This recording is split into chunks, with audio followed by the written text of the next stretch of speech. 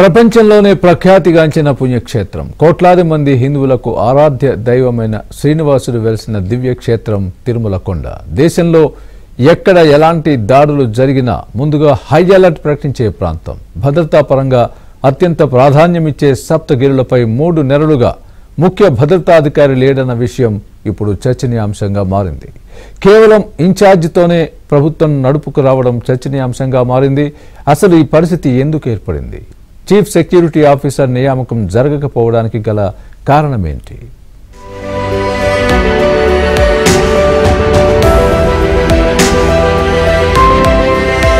ప్రపంచంలోనే ప్రఖ్యాతిగాంచిన పుణ్యక్షేత్రం, కోట్లాది మంది హిందువులకు ఆరాధ్య దైవమైన శ్రీనివాసుడు వెలిసిన దివ్యక్షేత్రం తిరుమల కొండ.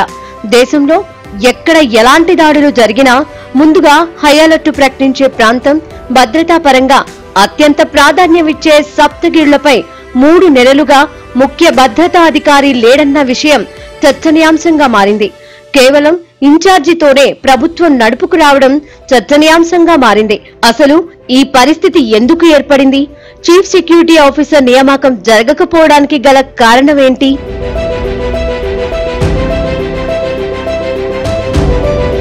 అఖిలాండ కోటి బ్రహ్మాండ నాయకుడైన శ్రీనివాసుడు వెలిసిన పుణ్యక్షేత్రం తిరుమల ఏటా 2.5 కోట్ల మంది భక్తులు దర్శించుకునే ఆలయం. దీంతో భక్తులకే కాదు, ఉగ్రవాదుల కన్ను కూడా తిరుమలపై ఉంది. ఇప్పటికే తిరుమలకు సంబంధించిన భద్రతను అటు రాష్ట్ర ప్రభుత్వం, ఇటు కేంద్ర ప్రభుత్వం అత్యంత ప్రాధాన్యతనిస్తూ వచ్చాయి. మరెక్కడా లేని విధంగా తిరుమల భద్రత కోసం ఆక్టోపస్ బలగాలు మొదలుకొని ఎస్పీఎఫ్, సివిల్ పోలీసులు, ఏఆర్, ఏపీఎస్పీ, విజిలెన్స్, హోంగార్డులు, ప్రైవేట్ సెక్యూరిటీ గార్డులు వీరంతా తిరుమల భద్రతను కాపాడుతారు.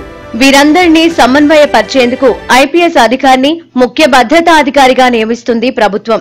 అయితే ఇంతటి ప్రాధాన్యం కలిగిన పోస్టు మాత్రం గత 3 నెలల కాలంగా ఖాళీగా ఉంది.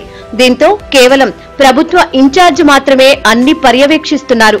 దేశంలో ఏ ప్రాంతంలో బాంబు పేలినా ముందుగా అప్రమత్తమయ్యేది తిరుమలలోనే భద్రతా దళాలే. 8 సంవత్సరాల క్రితం తిరుపతికి సమీపంలోని పుత్తూరులో ఉగ్రవాదులు పట్టుబడడం, వారు చెన్నై నుండి స్వామివారికి ఊరేగింపుగా వెళ్లే గొడుగులలో బాంబులు పెట్టి అరాచకం సృష్టించాలని ప్రయత్నించారని పోలీసుల విచారణలో తేలింది. 10 ఏళ్ల క్రితం ఓ ఉగ్రవాది ఏకంగా తిరుమలకు వచ్చి రెక్కీని నిర్వహించడంతో టీటీడీ తిరుమల భద్రతను పటిష్టం చేసింది. పోలీసుల సూచనల మేరకు అలిపిరి వద్దే తనిఖీ కేంద్రాన్ని ఏర్పాటు చేశారు.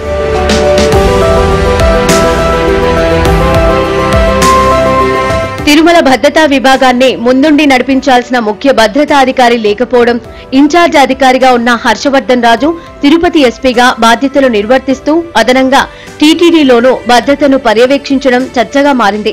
కేవలం ప్రముఖుల తిరుమల పర్యటన సమయంతో పాటు ఉత్సవాల సమయంలోనే తిరుమలకు వస్తూ ఉండటం, మిగతా సమయంలో తిరుపతి నుంచే భద్రతను పర్యవేక్షిస్తూ ఉండటంతో తిరుమల కొండపై భద్రత గాలిలో దీపంలా మారింది. ముఖ్య భద్రతా అధికారి లేకపోవడంతో పాటు అసిస్టెంట్ విజిలెన్స్ అధికారులు పోస్టులు 3 ఖాళీగా ఉంచడంతో సిబ్బందితోనే అదనపు బాధ్యతలను నిర్వర్తించాల్సిన పరిస్థితి ఏర్పడింది.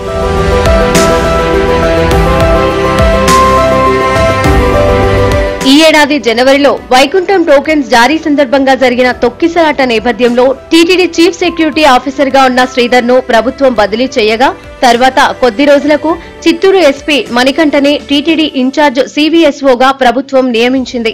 చిత్తూరు ఎస్పీగా విధులు నిర్వర్తిస్తూ టీటీడీ సిఎస్ఓగా బాధ్యతలు నిర్వర్తించడం కష్టతరంగా మారడంతో కొద్ది రోజుల క్రితం ఇన్ఛార్జ్ బాధ్యతల నుంచి మణికంఠని తప్పించి తిరుపతి ఎస్పీ హర్షవర్ధన్ రాజుని ఇన్ఛార్జ్ సివిఎస్ఓగా నియమించింది. ఇలా గత 3 నెలలుగా ఇన్ఛార్జ్ సివిఎస్ఓతోనే టీటీడీలో ప్రభుత్వం భద్రతా పర్యవేక్షణ చేయడంపై విమర్శలు వినిపిస్తున్నాయి. మరోపక్క అసిస్టెంట్ సెక్యూరిటీ ఆఫీసర్ పోస్టుల భర్తీ చేయడంపై కూడా ప్రభుత్వం దృష్టి సారించకపోవడంతో గత 6 నెలలుగా 3 పోస్టులు ఖాళీగానే ఉన్నాయి.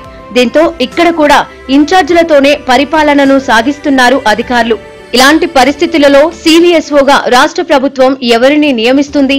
ఆ దిశగా ప్రభుత్వం ఎప్పటికీ చొరవ తీసుకుంటుంది అన్న ప్రశ్నలు తలెత్తుతున్నాయి. తిరుమల భద్రతకు ఉన్న ప్రాధాన్యం దృష్ట్యా మరి ప్రభుత్వం స్పందించి చీఫ్ సెక్యూరిటీ అధికారితో పాటు మిగతా పోస్టులను భర్తీ చేస్తుందా, లేక ఇలాగే పరిపాలనను కొనసాగిస్తుందా అన్నది వేచి చూడాల్సిందే.